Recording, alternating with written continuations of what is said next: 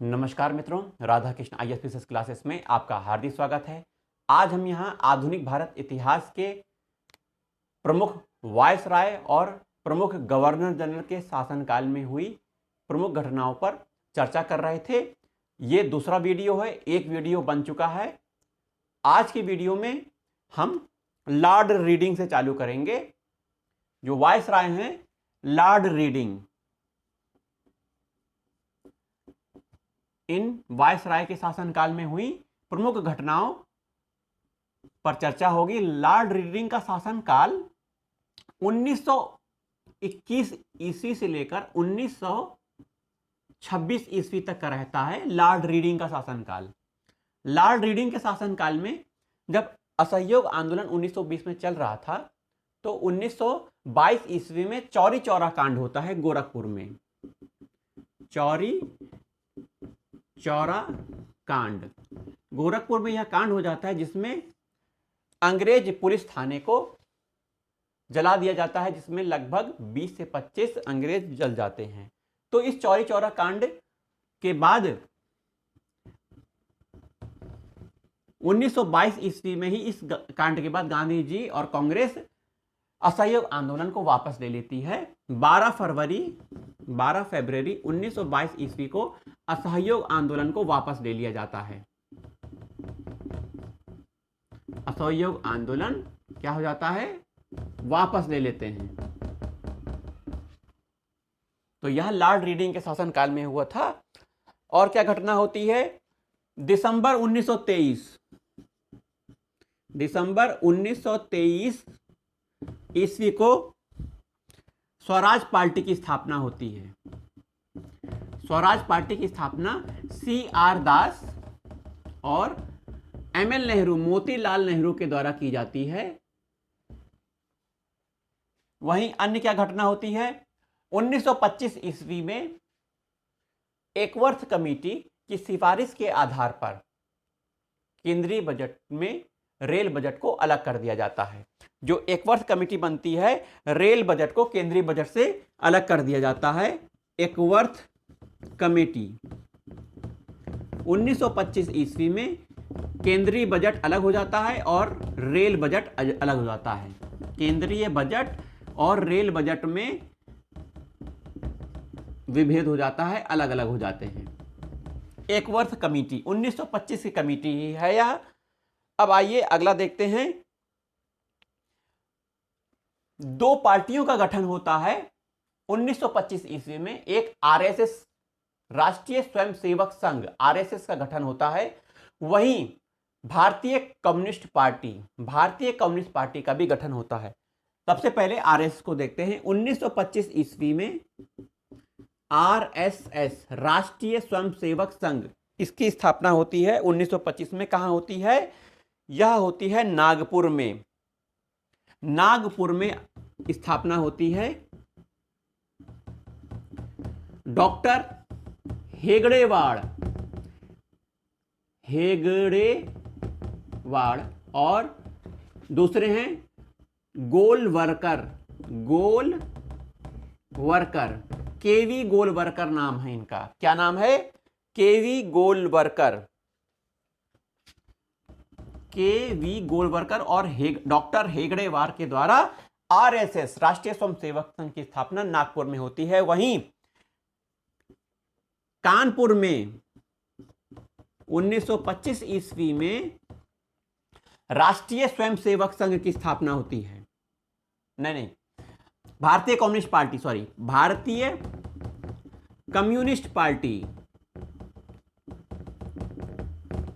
Party की स्थापना होती है सत्यभक्त के द्वारा।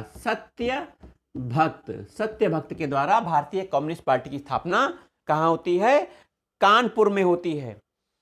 1923 ईस्वी में जो ICS की परीक्षा होती थी इंग्लैंड में, 1923 से ICS की परीक्षा इंग्लैंड के साथ भारत में भी होना प्रारंभ हो गई। पहली परीक्षा भारत में इलाहाबाद में हुई थी। तो 1923 ईस्वी में भारत में पहली बार ICS की परीक्षा हुई थी, इंडियन सिविल सर्विस की परीक्षा। यह हुई थी इलाहाबाद में। पहले यह परीक्षा कहां होती थी, केवल और केवल इंग्लैंड में होती थी। भारतीयों को विदेश में जाकर परीक्षा देनी पड़ती थी। तो अब वह 1923 से आईसीएस की परीक्षा यह भारत में भी होने लग गई। चलिए, यह हमने देख लिया लॉर्ड रीडिंग के शासनकाल की हुई प्रमुख घटनाओं।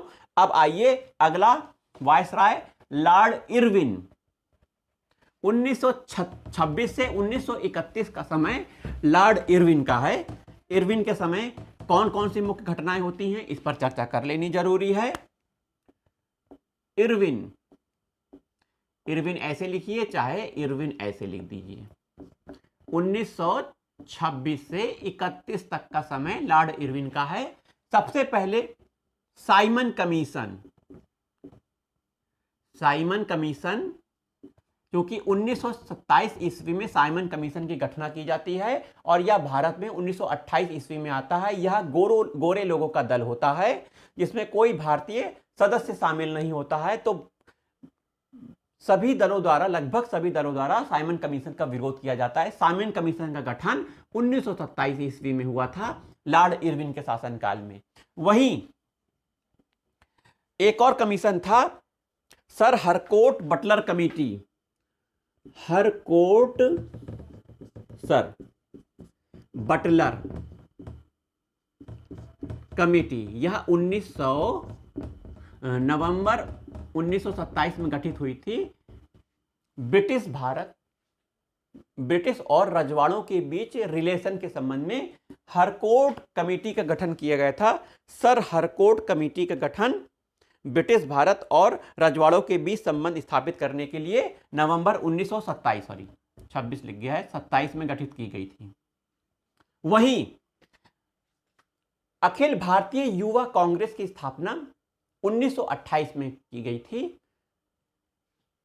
इसके द्वारा, जेएल नेहरू के द्वारा 1928 ईस्वी में अखिल भारतीय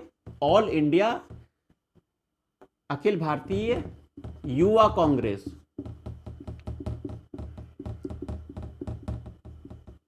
इसकी स्थापना होती है। जेएल नेहरू इसके प्रथम अध्यक्ष होते हैं। कौन होते हैं? प्रथम एक अध्यक्ष जेएल नेहरू की अध्यक्षता में ऑल इंडिया यूथ कांग्रेस की स्थापना होती है।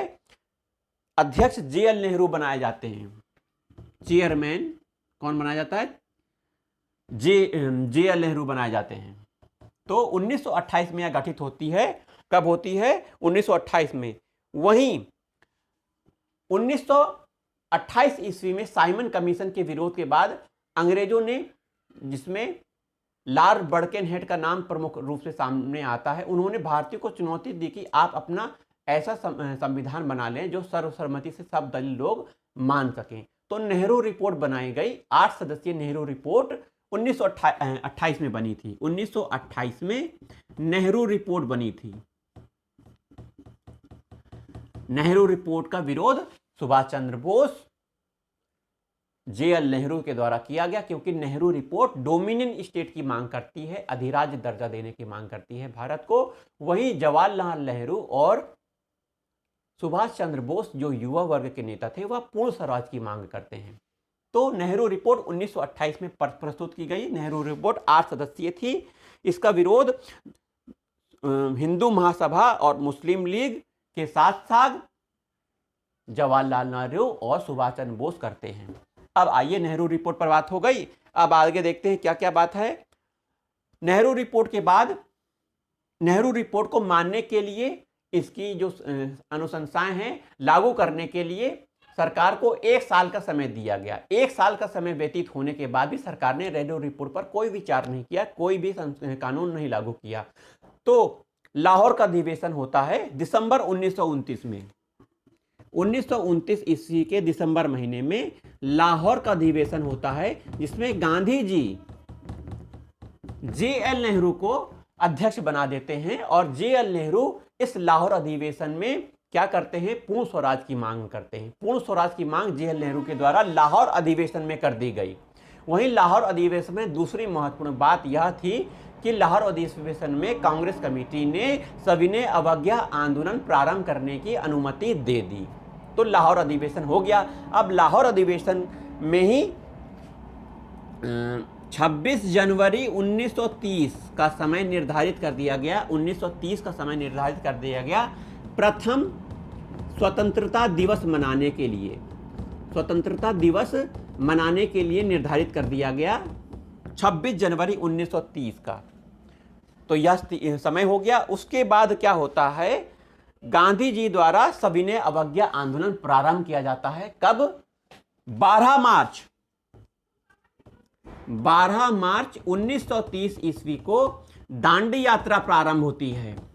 दांडी यात्रा और सविनय अवज्ञा आंदोलन भी प्रारंभ होता है। दांडी यात्रा में कुल 78 अनुयायी थे प्लस एक गांधी जी थे। कुल 79 अनुयायी थे दांडी यात्रा में। यह दांडी से, साबरमती से दांडी तक चलने वाली यात्रा थी। कुल 385 किलोमीटर की यात्रा थी। सविनय अवज्ञा आंदोलन का पूरा वीडियो बना हुआ है, इसे आप जाकर देख सकते हैं। तो दांडी यात्रा हो गई।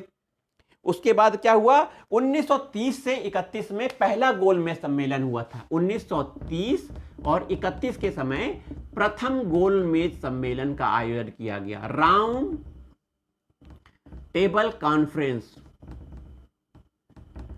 प्रथम गोलमेज सम्मेलन इंग्लैंड में आयोजित किया गया था। इस गोलमेज सम्मेलन में का कांग्रेस द्वारा बहिष्कार किया गया। कोई भी कांग्रेस का सदस्य गोलमेज सम्मेलन में भाग नहीं लिया था। वहीं तीनों गोलमेज सम्मेलन में अंबेडकर महोदय द्वारा भाग लिया गया था। 1931 में गोलमेज का सम्मेलन हुआ, भारत का कांग्रेस का कोई भी सदस्य भाग नहीं लिया। तो गांधी इरविन पैक्ट होता है। 1931 ईस्वी में ही गांधी इरविन पैक्ट होता है, मार्च के महीने में। कब होता है? मार्च 1931 ईस्वी को गांधी इरविन समझौता होता है। गांधी इरविन समझौते में क्या मुख्य बातें होती हैं? इस सविनय अवज्ञा आंदोलन को कुछ समय के लिए रोक दिया जाता है। वहीं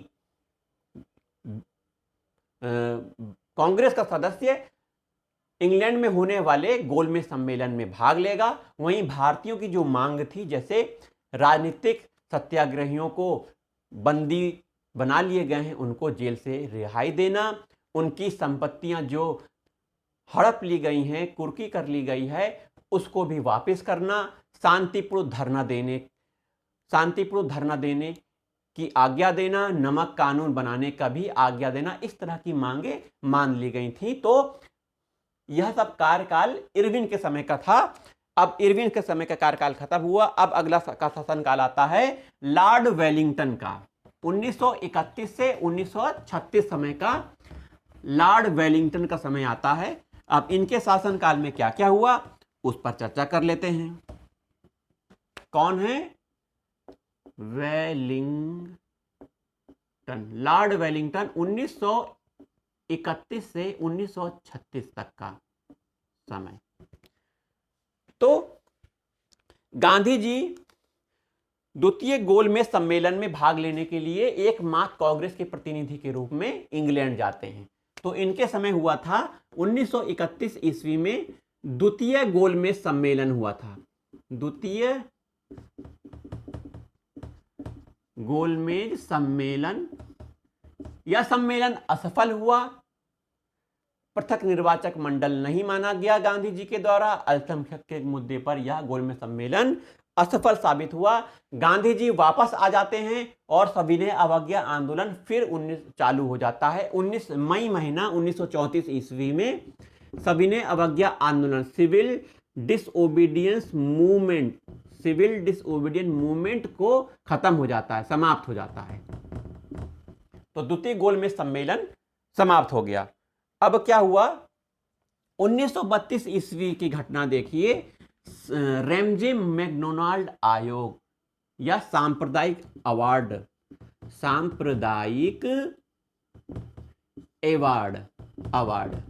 इसे रैमजे मैकडोनाल्ड आयोग कहा जाता है। ब्रिटिश प्रधानमंत्री रैमजे मैकडोनाल्ड के द्वारा यह सांप्रदायिक अवार्ड प्रदान किया गया था। इस अवार्ड में प्रांतीय स्तरों पर सिखों को, ईसाइयों को, यूरोपियों को आदि लोगों को पृथक निर्वाचक मंडल दे दिया गया। वहीं दलितों को भी पृथक निर्वाचक मंडल दिया गया।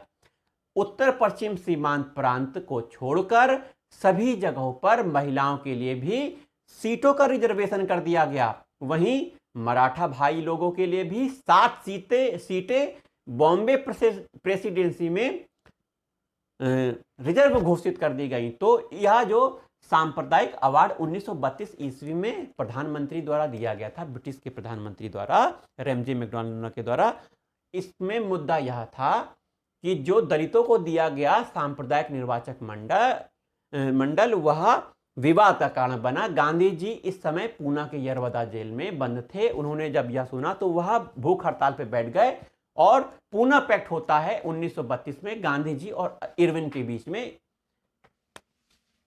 पूना पैक्ट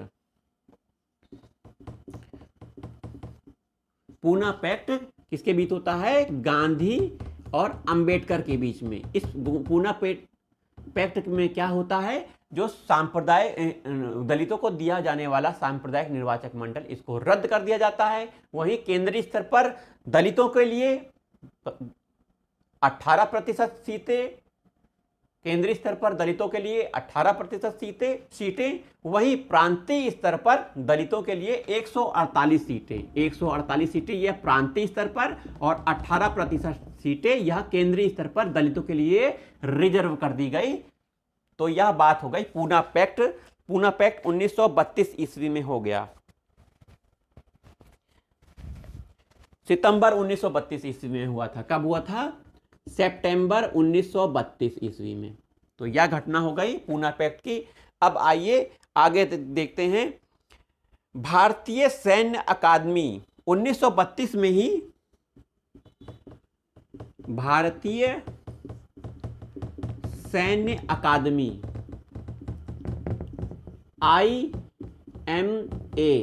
IMA का गठन किया गया था। कहां हुआ था IMA का गठन? देहरादून में भारतीय सैन्य अकादमी का गठन हुआ। वहीं 1935 ईस्वी में आप सब जानते हैं भारत शासन अधिनियम 1935, भारत शासन अधिनियम 1935 लागू कर दिया गया। वहीं 1935 ईस्वी में वर्मा को भारत से अलग कर दिया गया।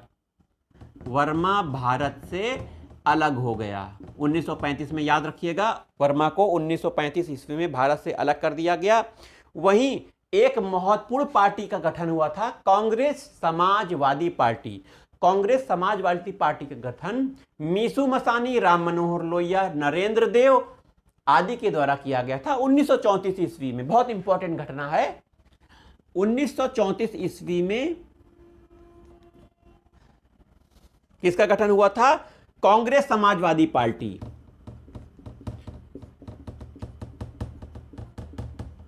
कांग्रेस समाजवादी पार्टी, लोहिया महोदय, आचार्य नरेंद्र देव, मीनू मसानी के द्वारा हुआ था। वहीं जयप्रकाश नारायण की भी बहुत महत्वपूर्ण भूमिका थी। जयप्रकाश JP नारायण का भी नाम लिख लीजिए। तो यह हो गई कांग्रेस समाजवादी पार्टी की स्थापना 1934 ईस्वी में। अब आइए 1936 ईस्वी में अखिल भारतीय किसान सभा का गठन हुआ था। 1936 ईस्वी में, इधर लिख देते हैं, 1936 ईस्वी की मुख्य घटना है अखिल भारतीय किसान सभा। अखिल भारतीय किसान सभा का गठन कहां हुआ था? लखनऊ में हुआ था। इसके प्रथम अध्यक्ष पूछे जाते हैं, PCS में पूछे गए हैं। स्वामी सहजानंद इसके प्रथम प्रेसिडेंट थे। अखिल भारतीय किसान सभा 1936 में गठित की गई थी। स्वामी सहजानंद इसके प्रथम अध्यक्ष थे। अब आइए आगे देखते हैं। 1936 तक का हो गया। 1936 से अब 43 तक के आते हैं। लॉर्ड लिनलिथगो आते हैं 1936 से 43 तक। लिनलिथगो 1936 से 1943, ईस्वी तक का इनका शासनकाल रहता है या वायसराय बने रहते हैं। इनके शासनकाल की प्रमुख घटना यह है कि 1937 में जो चुनाव होते हैं, कांग्रेस मंत्रिमंडल बनाती है, कांग्रेस मंत्रिमंडल का निर्माण करती है। कई राज्यों में चुनाव के बाद कांग्रेस मंत्रिमंडल का निर्माण होता है। अब क्या होता है यहां पे, 1939 ईस्वी में सुभाष चंद्र बोस मध्य प्रदेश के त्रिपुरी संकट जो होता है भारतीय राष्ट्रीय कांग्रेस के अध्यक्ष बनते हैं। 38 में तो बनते ही हैं, 1939 में भी यह जीत जाते हैं। 19 जीतने के बाद गांधी जी के समर्थकों द्वारा इनका काफी विरोध किया जाता है, जिससे यह कांग्रेस से त्याग पत्र दे देते हैं, कांग्रेस अध्यक्ष पद से त्याग पत्र दे देते हैं सुभाष चंद्र बोस। त्याग पत्र देने के बाद 1939 ईस्वी में यह फॉरवर्ड ब्लॉक की स्थापना करते हैं। 1941 ईस्वी में सुभाष चंद्र बोस यह विदेश चले जाते हैं। ठीक है, तो यह हो गई सुभाष चंद्र बोस की बात। आगे देखते हैं क्या क्या घटनाएं हैं। लाहौर अधिवेशन देखते हैं। 1940 ईस्वी में मुस्लिम लीग का लाहौर 1940 में लाहौर अधिवेशन होता है, जो कि जिन्ना की अध्यक्षता में होता है। जिन्ना यहां पे द्विराष्ट्र सिद्धांत प्रस्तुत करते हैं, अर्थात मुसलमानों के लिए एक अलग राष्ट्र की मांग करते हैं। लाहौर अधिवेशन में मोहम्मद अली जिन्ना, तो लाहौर अधिवेशन हो गया। 23 मार्च का समय होता है, 23 मार्च 1940। 1940 ईस्वी को ही व्यक्तिगत सत्याग्रह का प्रारंभ किया जाता है। व्यक्तिगत सत्याग्रह के रूप में गांधी जी पहले सत्याग्रही को किससे नामित करते हैं, विनोबा भावे पहले सत्याग्रही होते हैं। प्रथम सत्याग्रही विनोबा भावे होते हैं, विनोबा भावे, और दूसरे JL नेहरू तीसरे सत्याग्रही हैं। थर्ड पर्सन कौन है, ब्रह्मदत्त। तो व्यक्तिगत सत्याग्रह का प्रारंभ हुआ 1940 ईस्वी में। 1940 ईस्वी में अगस्त प्रस्ताव आता है, अगस्त प्रस्ताव 1940 ईस्वी में ही अगस्त प्रस्ताव आता है। किसके द्वारा दिया जाता है, लॉर्ड लिनलिथगो के द्वारा दिया जाता है। अगस्त प्रस्ताव में मुख्य बातें यह है कि युद्ध के बाद प्रथम विश्व युद्ध जो 1939 ईस्वी में प्रारंभ हुआ था, 3 सितंबर 1939 में प्रथम विश्व युद्ध प्रारंभ हो गया। यह भूल गए थे, प्रथम विश्व युद्ध में बिना कांग्रेस की सहमति के अंग्रेजों ने भारत को विश्व युद्ध में झोंक दिया, जिसमें कांग्रेस के सभी मंत्रिमंडल ने त्याग पत्र दे दिया। कांग्रेस के सभी मंत्रिमंडल द्वारा त्याग पत्र देने के कारण मुस्लिम लीग ने मुक्ति दिवस मनाया। मुक्ति दिवस किसने मनाया, मुस्लिम लीग ने। क्यों मनाया, कांग्रेस मंत्रिमंडल द्वारा सामूहिक रूप से त्याग पत्र देने के कारण। कांग्रेस मंत्रिमंडल ने क्यों त्याग पत्र दिया, बिना कांग्रेस की सहमति के, बिना भारतीयों की सहमति के प्रथम विश्व युद्ध में अंग्रेजों ने भारतीयों को झोंक दिया। चलिए, ये बात हो गई।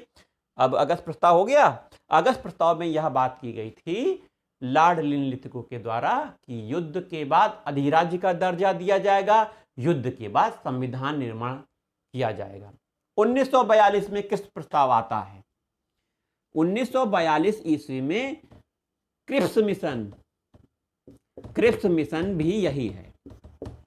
क्रिप्स मिशन भी अधिराज्य का दर्जा देने की बात करता है। अधिराज्य का जो दर्जा दिया जा रहा है उसमें ब्रिटिश के सभी राज्यों को भारत में रहने या अपना अलग संविधान बनाने की छूट दी गई थी। वहीं क्रिप्स मिशन में यह भी कहा गया था कि युद्ध के बाद संविधान का निर्माण किया जाएगा।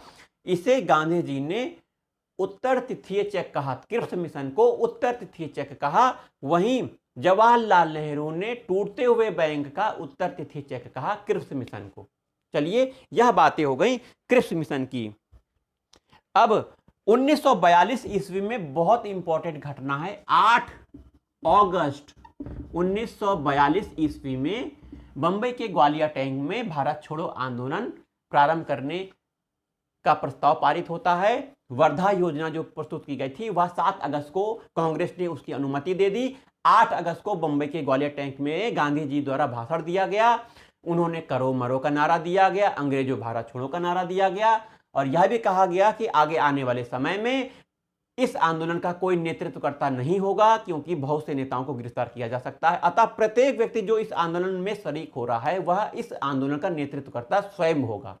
तो 1942 को भारत छोड़ो आंदोलन प्रारंभ कर दिया जाता है। भारत छोड़ो आंदोलन, भारत छोड़ो आंदोलन का वीडियो हमने बना दिया है, इसे आप देख लीजिएगा। यह सब बातें हो गई लॉर्ड लिनलिथगो के शासनकाल की। अब आइए आगे का देखते हैं। 1943 से 1946 तक लगभग वावेल, लॉर्ड वावेल वायसराय बन के आते हैं।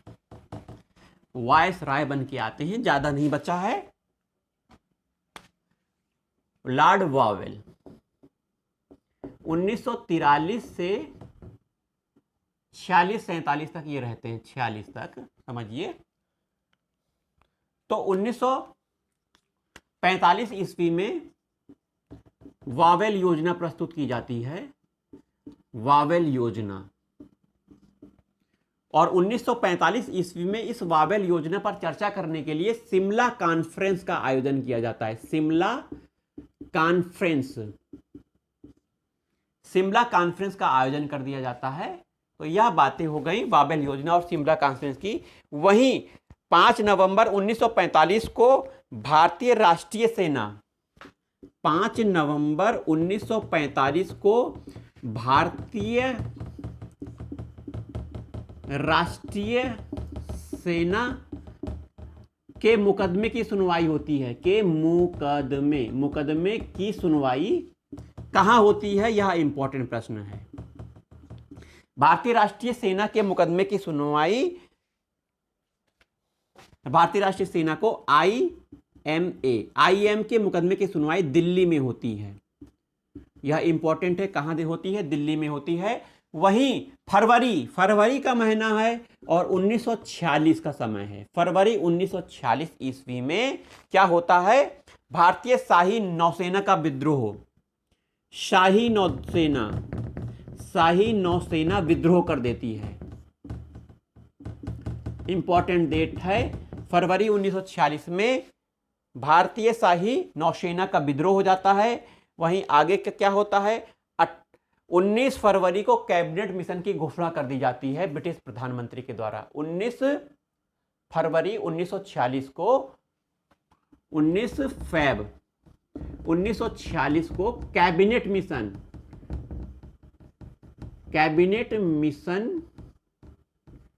मिशन की घोषणा होती है। और यह 24 मार्च 1946 को भारत आता है और यह मई में अपनी रिपोर्ट प्रस्तुत करता है, मई में अपनी रिपोर्ट दे देता है। कौन, कैबिनेट मिशन। कैबिनेट मिशन की सुझाव के आधार पर संविधान निर्माण सभा का गठन होता है, चुनाव होते हैं। वहीं यह अंतरिम सरकार गठन करने की भी सिफारिश करता है। 2 सितंबर 1946 ईस्वी को अंतरिम सरकार का गठन होता है। जवाहरलाल नेहरू के नेतृत्व में अंतरिम सरकार बनती है। 2 सितंबर 1946 का समय याद रखिएगा। वहीं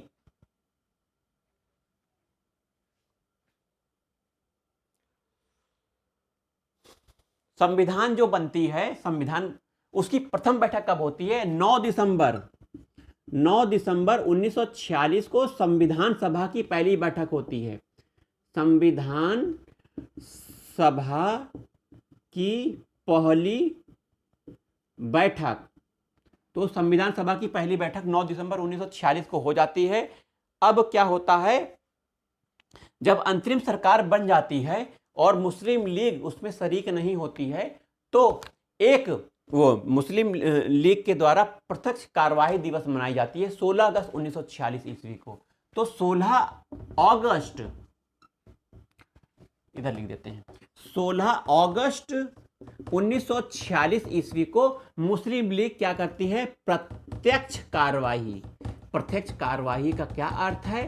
सांप्रदायिक दंगे करवाए जाते हैं, मुसलमानों द्वारा काफी सांप्रदायिक हिंदू संप्रदाय के लोगों को मारा जाता है, काफी नरसंहार होता है, सांप्रदायिक दंगे होते हैं मुस्लिम लीग के द्वारा प्रत्यक्ष कार्यवाही के रूप में। अब इसके बाद लास्ट वायसराय लॉर्ड माउंटबेटन हैं, जो 3 जून योजना प्रस्तुत करते हैं। माउंटबेटन